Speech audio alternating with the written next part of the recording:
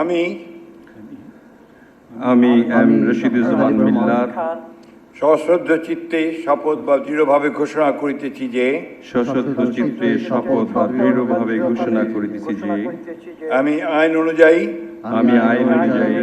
সরকারের মন্ত্রী পদের কর্তব্য বিশ্বস্ততার সহিত পালন করিব। আমি বাংলাদেশের প্রতি অকৃত্রিম বিশ্বাস ও আনুগত্য পোষণ করিব। আমি সংবিধানের রক্ষণ সমর্থন ও নিরাপত্তা বিধান করিব। আমি ভীতি বা অনুগ্রহ অনুরাগ বা বিরাগের বশবর্তী না হইয়া সকলের প্রতি আইন অনুযায়ী যথাবিহিত আচরণ করিব। এবার নবযুক্ত মাননীয় মন্ত্রীগণকে গোপনতা শপথ পাঠ পরিচালনা করার জন্য মহামান্য রাষ্ট্রপতিকে বিনীত অনুরোধ জানাচ্ছি। আমি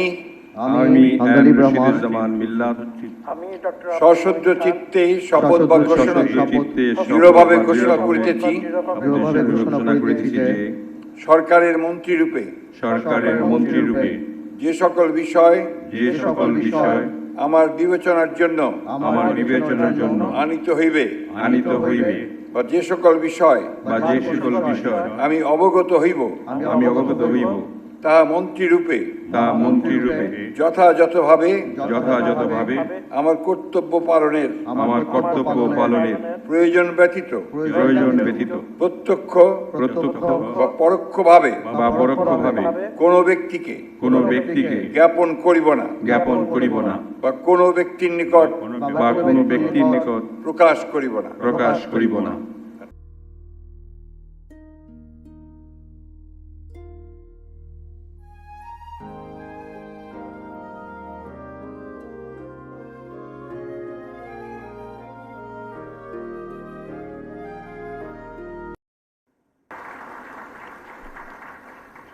আমি মোহাম্মদ শামীম কায়সার সশ্রদ্ধ চিত্তে শপথ বা দৃঢ়ভাবে ঘোষণা করিতেছি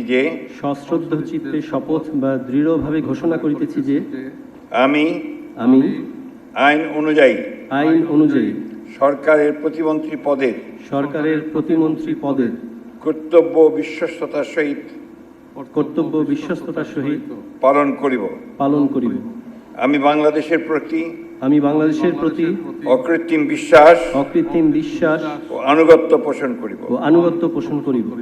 আমি সংবিধানের রক্ষণ সমর্থন ও নিরাপত্তা বিধান করিব এবং আমি ভীতি বা অনুগ্রহ অনুরাগ বা বিরাগের বশবর্তী না হইয়া সকলের প্রতি আইন অনুযায়ী যথাবিহিত আচরণ করিব। এবার মাননীয় প্রতিমন্ত্রীগণকে গোপনতার শপথ পাঠ পরিচালনা করার জন্য মহামান্য রাষ্ট্রপতিকে বিনীত অনুরোধ জানাচ্ছি। আমি মোহাম্মদ শামীম কায়সার সশ্রদ্ধ চিত্তে শপথ বা দৃঢ়ভাবে ঘোষণা করিতেছি যে সরকারের প্রতিমন্ত্রী রূপে যে সকল বিষয় আমার বিবেচনার জন্য আনিত হইবে বা যে সকল বিষয় আমি অবগত হইব তাহা প্রতিমন্ত্রী রূপে যথাযথভাবে আমার কর্তব্য পালনের প্রয়োজন ব্যতীত প্রত্যক্ষ বা পরোক্ষভাবে কোনো ব্যক্তিকে জ্ঞাপন করিব না বা কোনো ব্যক্তির নিকট প্রকাশ করিব না।